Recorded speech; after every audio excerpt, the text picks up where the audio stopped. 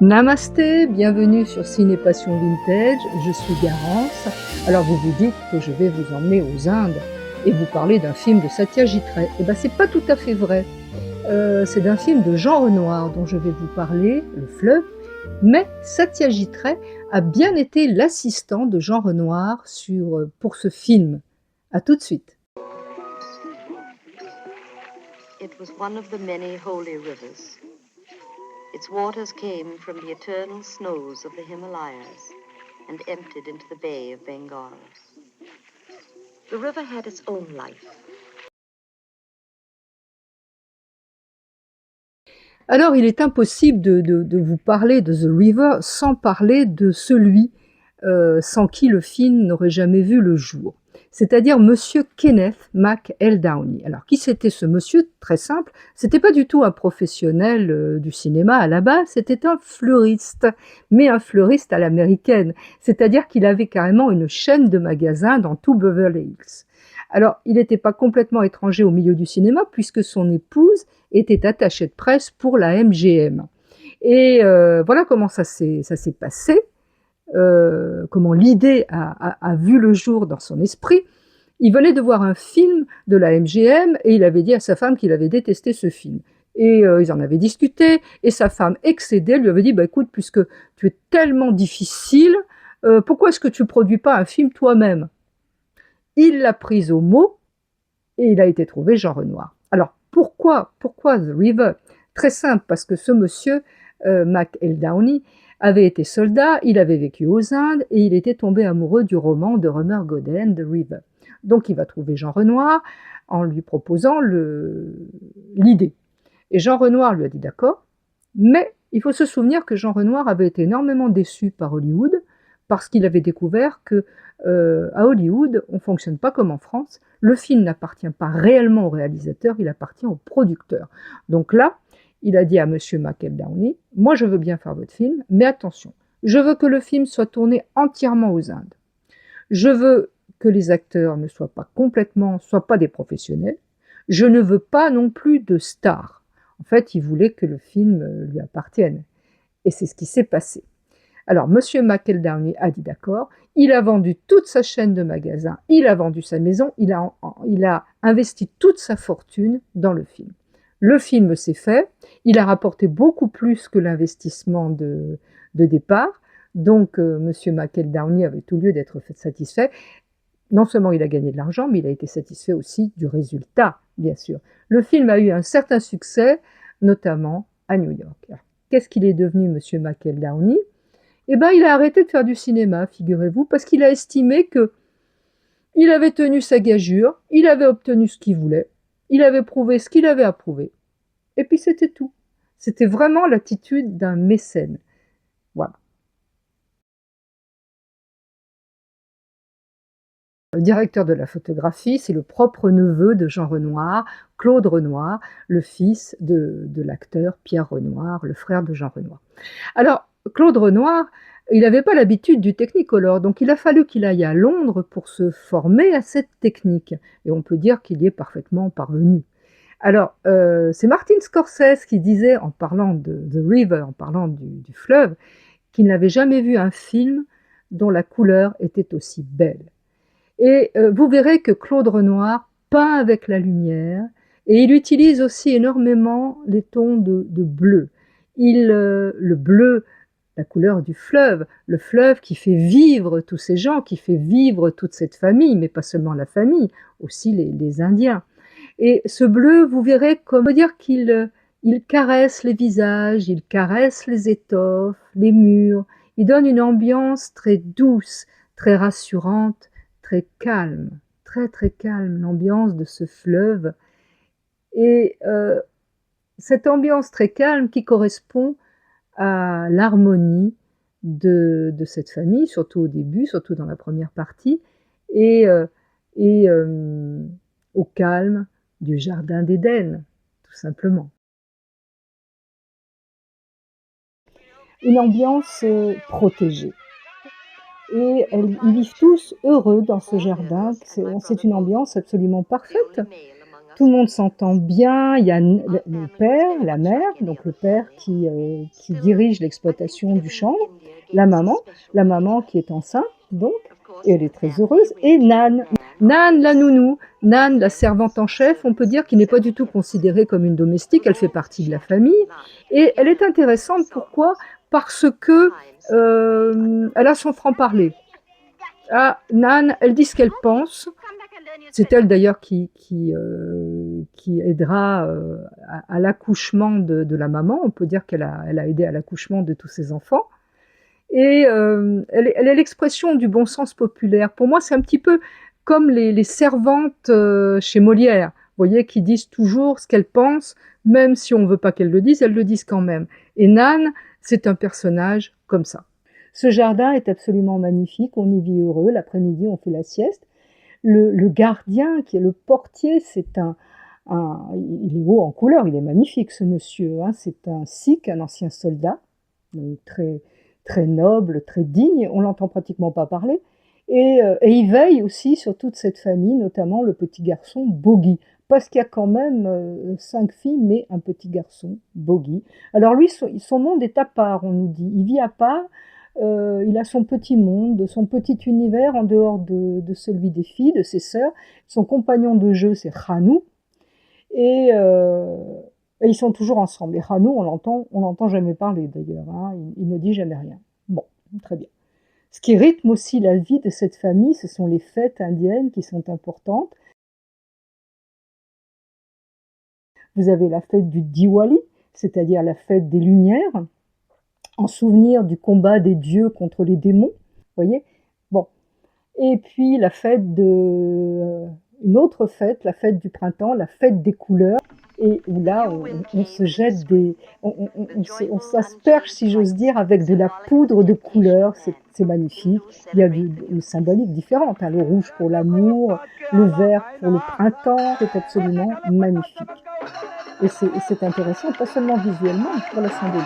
Alors pour toutes ces fêtes, il y a des processions avec des statues de dieux, notamment la statue de Kali et puis celle de Shiva. Mais là c'est l'impermanence. Une fois qu'elles ont joué leur rôle de célébration, à ce moment, l'argile dont elles étaient faites venait du fleuve et elles vont retourner au fleuve. On va les immerger et l'argile dont elles sont faites se dissoudra dans le fleuve. Tout a un commencement, tout a une fin. Et donc toute cette famille vit dans ce jardin magnifique, ce jardin protégé, c'est le jardin d'Éden, mais on sait que dans tous les jardins, enfin dans le jardin d'Éden en tout cas, il y avait un serpent. Et Bogi, le petit garçon, est passionné par les lézards, les tortues, etc. et les serpents. À tout de suite pour parler de ces 3 jeunes filles, de leur émoi, de leurs émois amoureux. Ces 3 jeunes filles, donc, qui vont tomber amoureuses, puisqu'elles vont tomber amoureuses du capitaine John, toutes les 3, d'une façon différente finalement. C'est le premier émoi, enfin des amours de jeunesse dont on se souvient toujours, la première fois qu'on est amoureux ou amoureuse, et en même temps, ça les renvoie à un certain nombre de choses. Harriet réalise brusquement qu'elle est encore très jeune et qu'elle a un physique un peu ingrat. Valérie se rend compte du pouvoir qu'elle commence à avoir sur les hommes, mais en même temps, ce pouvoir, elle est très ambivalente par rapport à son pouvoir de séduction. D'un côté, oui, ça lui plaît d'être belle, de séduire, de savoir qu'elle a le pouvoir, et en même temps, à un moment donné, elle va le dire au capitaine John, elle lui en veut. Elle lui en veut parce que c'est la fin de l'enfance. C'est quelque part, eh ben oui, c'est la fin de l'innocence. Elle rentre dans l'âge adulte où plus rien ne sera jamais comme avant. Et à un moment donné, elle va tourner en ridicule Harriet. C'est-à-dire qu'elle va lui piquer son journal intime et elle va lire tout haut des choses que Harriet gardait pour elle. Harriet va réagir avec une immense violence. Le capitaine John va les séparer et il va faire une remontrance à Valérie, ce qui ne lui plaît pas du tout à Valérie. D'accord. Je pense pas qu'elle ait réellement envie d'être cruelle avec le capitaine John. Je pense simplement qu'elle a envie de montrer son pouvoir. Wouldn't you like to play with me? No, no thanks. Why not? I just don't feel like it. Can you play? Of course.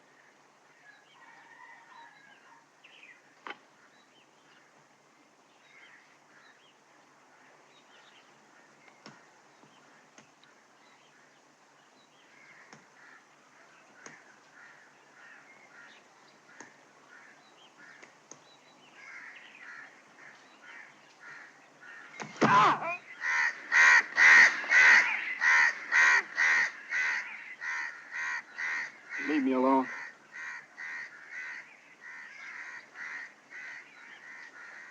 Get away from me, I said. Leave me alone. Don't touch me. Et de montrer qu'il a besoin des autres, qu'il est dépendant. Mais elle ne se rend pas compte, en faisant ça, qu'elle l'infériorise. Et la seule aide qu'il va accepter, c'est celle du gardien, portier du sikh. Il accepte l'aide d'un homme, mais pas d'une femme. Et là, c'est elle finalement qui est blessée, puisqu'elle va dire à Nan, qui est venue voir ce qui se passait, « Il n'a même pas voulu que je le touche. » C'est un homme blessé, blessé dans son corps, mais blessé aussi en lui-même. C'est ce qui le rapproche de Mélanie. Parce qu'aucun des deux ne s'accepte. D'abord, il lui dit qu'elle l'évite, mais elle ne l'évite pas, en fait. Elle aussi, elle est quelque part troublée par ce jeune homme, parce qu'elle sent qu'ils ont quelque chose en commun. Ils sont tous les deux blessés, ils ont tous les deux une blessure en eux-mêmes, ce qui fait que ça les rapproche. Where will you find a country of one-legged men? Don't tell me Please forgive me. I didn't mean it. It's not only this. I can't seem to keep my thoughts steady. I ask and I ask and... Can I help you? Can anyone?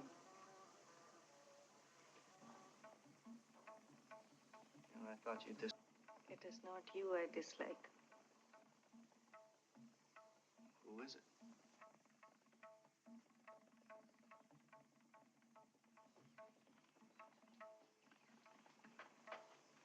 Who is it? Myself.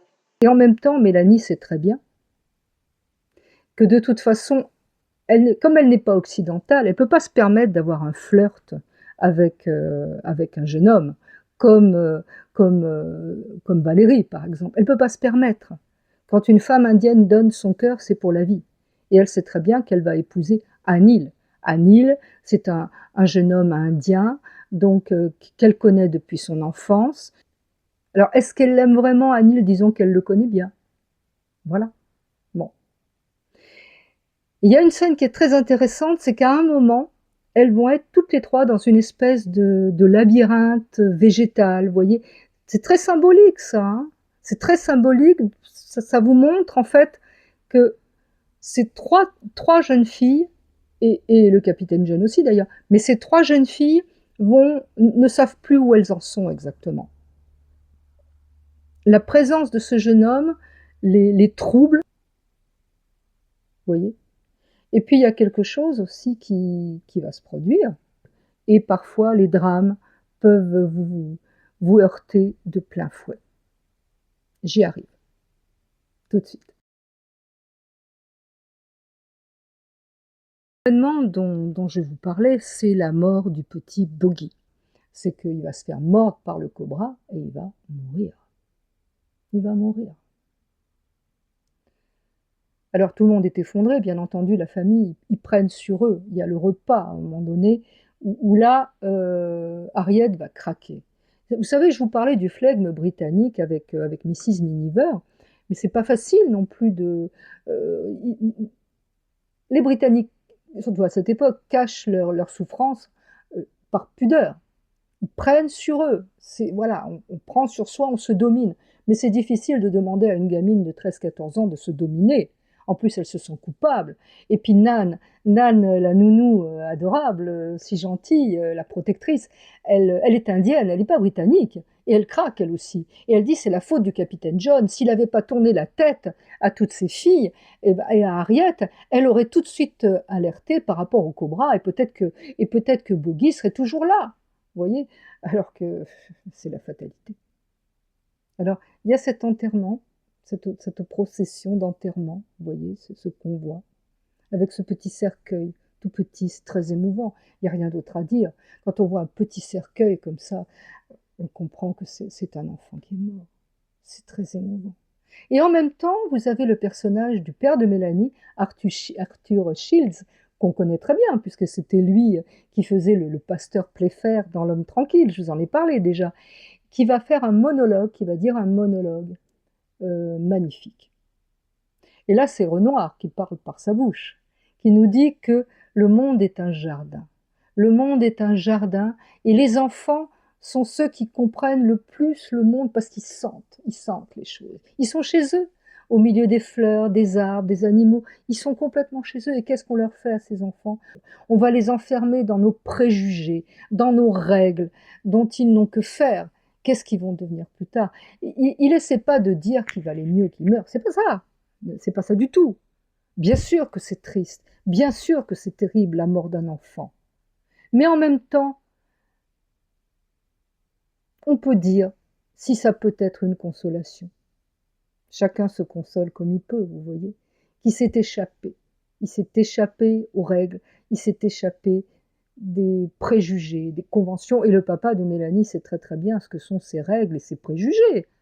Il sait très bien que ces préjugés, sa fille, même lui déjà d'avoir épousé une indienne, il a dû être en but à des préjugés, parce que c'est une société qui n'est pas idéale, on le sait, si vous voulez. Bon, je pense que ce serait très très mal vu. Pourtant, ils sont très gentils, ces gens, c'est pas ça. Nan, l'indienne, fait partie de la famille. Vous voyez, même le portier, le gardien sikh fait aussi partie de la famille. Vous voyez, Ranu, le compagnon de jeu de Bogie, c'est son compagnon de jeu. Mais bon, de là à accepter, ils accepteraient certainement pas qu'Harriet épouse un Indien. Sûrement pas, sûrement pas.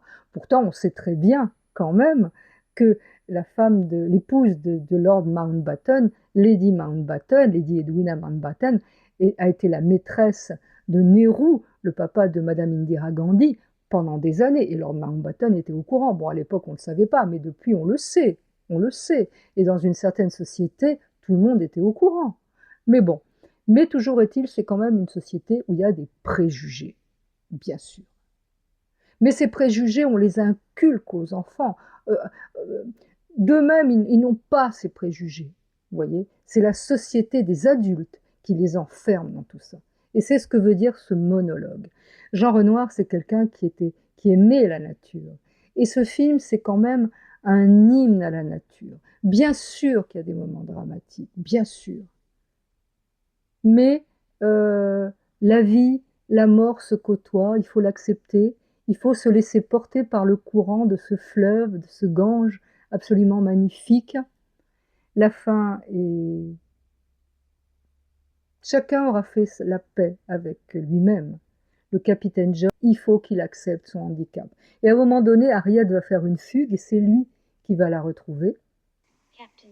Et là, elle est très heureuse, Harriet. C'est son moment merveilleux.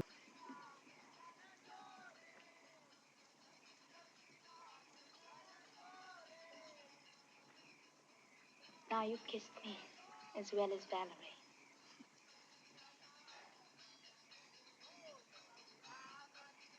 Come on, I'll take you home now.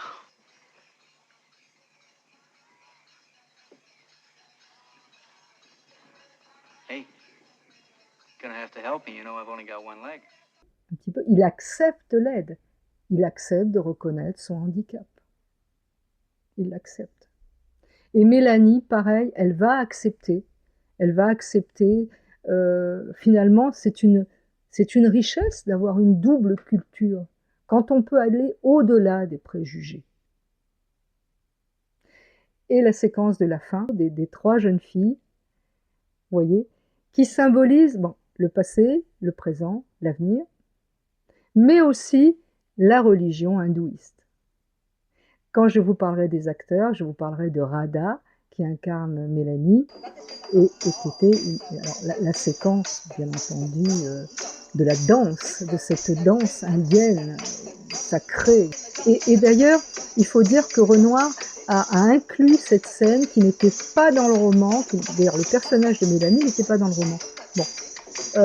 Donc, il a inclus ce personnage et cette scène. Cette scène, il l'introduit dans l'histoire puisque c'est Harriet qui invente un conte et qui invente l'histoire d'une jeune femme à qui on impose un mariage. Et au départ, elle est malheureuse parce qu'elle a rencontré un beau jeune homme au bord du fleuve, justement.